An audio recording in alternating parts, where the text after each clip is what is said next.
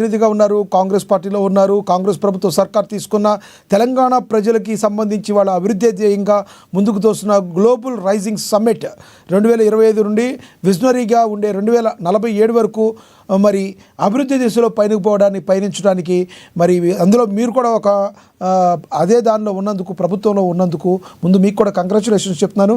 ఎలా చూడాలంటారు ఈ 2 రోజులు ఏ రకంగా జరగబోతుంది అంటారు సమ్మిట్?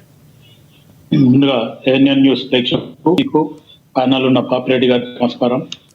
అదే కాకుండా కాంగ్రెస్ పార్టీ అధికారంలోకి వచ్చి 2 సంవత్సరాలు పూర్తి చేస్తున్న సందర్భాన తెలంగాణ ప్రజలకు, మీకు, పాపిరెడ్డి గారికి అందరికీ కూడా శుభాకాంక్షలు. And more ever Congress party ముఖ్యమంత్రి రేవంత్ రెడ్డి మంత్రివర్గం కలిసి ఒక రకంగా ఇది రైజింగ్ గ్లోబల్ సమిట్ అనేది అయితే చేస్తున్నారో అది నిజంగా కూడా చాలా అభినందనీయము. అండ్ మోర్ ఎవర్ దానికి ఏదో పబ్లిసిటీ చేసుకోవడం అనేదే కాదు, ప్రపంచ దేశాలను అందరిలో కూడా మంత్రుల వారిగా విభజన జరిగి ముఖ్యమంత్రి కొంతమంది దగ్గరికి, మంత్రులు కొంతమంది దగ్గరికి, మొత్తం మన భారతదేశంలో ఉన్న అన్ని ముఖ్యమంత్రులను, ముఖ్య అతిథులను ప్లస్ అదే కాకుండా ప్రపంచ దేశంలో ఉన్న అన్ని పెద్ద సంస్థలను ఇవన్నిటిని కూడా ఇన్వైట్ చేసి తెలంగాణలో పెట్టుబడులు పెట్టండి, ఖచ్చితంగా ఈ సమ్మిట్ లో మీరు తెలంగాణలో పెట్టుబడులు పెట్టి మీరు ఆశించినంత ఇదిగా ముందుకు పోదాము.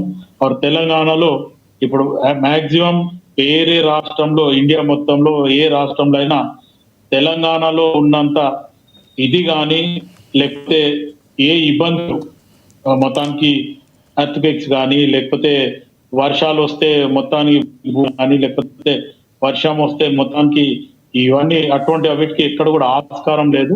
తెలంగాణ మంచి ప్లేస్ అనే రకంగా కూడా చెప్పడం జరిగింది. అండ్ మోర్ ఎవర్ మనం చూస్తున్నాం చాలా సంవత్సరాల నుంచి తెలంగాణ రాష్ట్రాన్ని కూడా ఒక సెకండ్ క్యాపిటల్ గా కూడా పెట్టాలి, సెంట్రల్ గవర్నమెంట్ కూడా మాట్లాడుతుంది.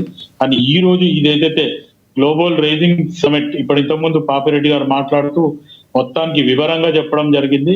అంటే ఒక విశ్లేషకులకి ఎంతైతే పరిజ్ఞానం, ఆలోచన ఉండాలో అదంతా వారికి ఉన్న మేధస్సు కానీ అంతా కూడా ఓపెన్ గా చెప్పడం జరిగింది. ఇక్కడ పార్టీలకు అర్థంగా తెలంగాణలో మంచి జరగబోతుంది అనుకుంటే అన్ని పార్టీలు కూడా అనుమానం లేకుండా ముందు ఇక్కడ వచ్చి దీంట్లో సహకరించి అన్ని రకాలుగా చేసే పనులకు ఏమన్నా మీ నుంచి ఒకవేళ అక్కడ జరిగే దాంట్లో ఏమన్నా అనిపిస్తే సూచన సలహాలు కూడా ఏమన్నా ఇస్తే కూడా మంచిది అనే రకంగా కూడా ముఖ్యమంత్రి గారు పదే చెప్పడం జరుగుతుంది. నా వంతు ప్రయత్నం తెలంగాణని రేవంత్ రెడ్డి గారు ఉన్నప్పుడు ఎట్లా ఉంది అనే రకంగా ఆలోచిస్తే అదే నాకు జన్మధన్యం అనేది కూడా రేవంత్ రెడ్డి గారు చెప్పడం జరుగుతుంది. కానీ ఈ రోజు ఏదైతే రైజింగ్ గ్లోబల్ సమిట్ ఏదైతే జరుగుతుందో అది నిజంగా కూడా ఆహ్వానించడం మంచిది. ఈ రోజు రేపు జరిగే దాంట్లో పరిణామాలు ఏమేమి జరుగుతాయి, ఎన్ని పెట్టుబడులు వస్తాయి, ఎన్ని దేశాల దగ్గర ఆకర్షితం అవుతున్నాయి, ఎన్ని దేశాలు పెట్టడానికి ముందుకు వస్తున్నాయి అనే కూడా. శివరాజ్ గారు, ఒక పక్క మీరు చెప్తున్నట్టు ఇవన్నీ జరుగుతున్నాయి, గ్లోబల్ సమ్మిట్ జరుగుతుంది, ఇంత బాగా తెలంగాణ ప్రజానికమే కాకుండా ప్రపంచం మొత్తం చూస్తున్న పరిస్థితి. ఇలాంటి సమయంలో బీజేపీ నుంచి ఉన్న కిషన్ రెడ్డి గారు కావచ్చు కొన్ని వ్యాఖ్యలు చేస్తున్నారు కాంగ్రెస్ పార్టీ మీద. మీకు కూడా తెలిసి ఉంటుంది ఎలా మాట్లాడుతున్నారు, దీన్ని ఎలా చూడాలంటారు? మీరు కంప్లీట్ గా ఫెయిల్ అయ్యారని అన్ని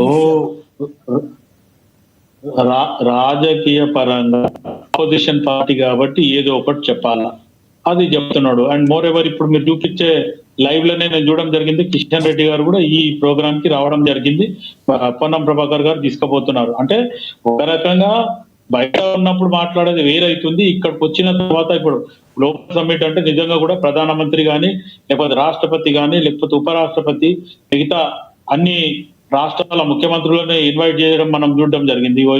ఇప్పుడు కూడా మీరు చూపిస్తున్న దాంట్లో కిషన్ రెడ్డి పక్కన నామా నాగేశ్వరరావు కానీ ఇంకా కొంచెం బయటికి వచ్చిన వాళ్ళు కూడా అందరు కూడా చుట్టుముట్టు ఉన్నారు, మనం చూడడం జరుగుతుంది. అంటే వాళ్ళు చెప్పేది ఒకటి చేసేది ఒకటి అండి.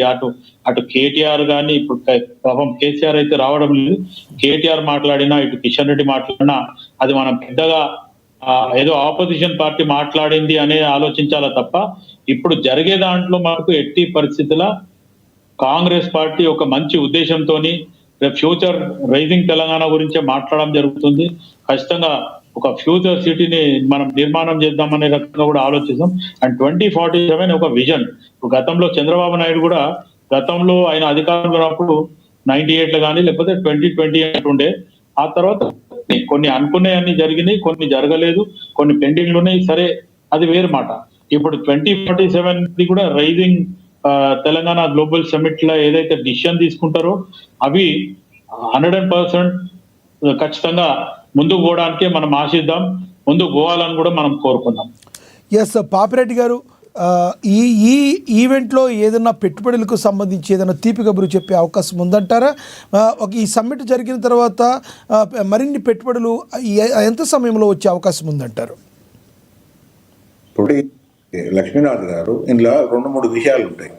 ఇప్పుడు ఒకటి ఏంటంటే ఈ ప్రయత్నం చేయడమే గొప్ప విజయం. చాలా మందికి అర్థం కావాల్సింది ఏంటంటే, ఇప్పుడు నేను ఫస్ట్ మాట్లాడేటప్పుడు గెట్ టుగెదర్ ఏ బిగినింగ్ అంటే ఇంతమందిని ఒక దగ్గరికి పిలిచి ఈ విధంగా ఒక 2 రోజులు విస్తృతంగా అంటే ఇప్పుడు అందరు ఇవాళ దేశంలో ఉన్న పెట్టుబడిదారులు, టెక్నాలజీతో నడుపుకుంటున్న కంపెనీ, విదేశాలలో ఉన్న పెట్టుబడిదారులు, విదేశీ టెక్ దిగ్గజాలు అందరూ కూడా కలిసి ఒక దగ్గర మాట్లాడుకునే అవకాశం అన్నది ఇవాళ హైదరాబాద్ లో గ్లోబల్ సమ్మిట్ ద్వారా జరుగుతుంది.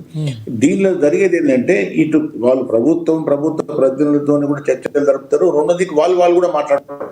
అంటే ఏ రంగాలలో ఏ విధంగా పెట్టుబడి పెట్టడానికి అవకాశం ఉంటుంది, ఏమున్నది. ఇంకా ఈ కలవడం అనేది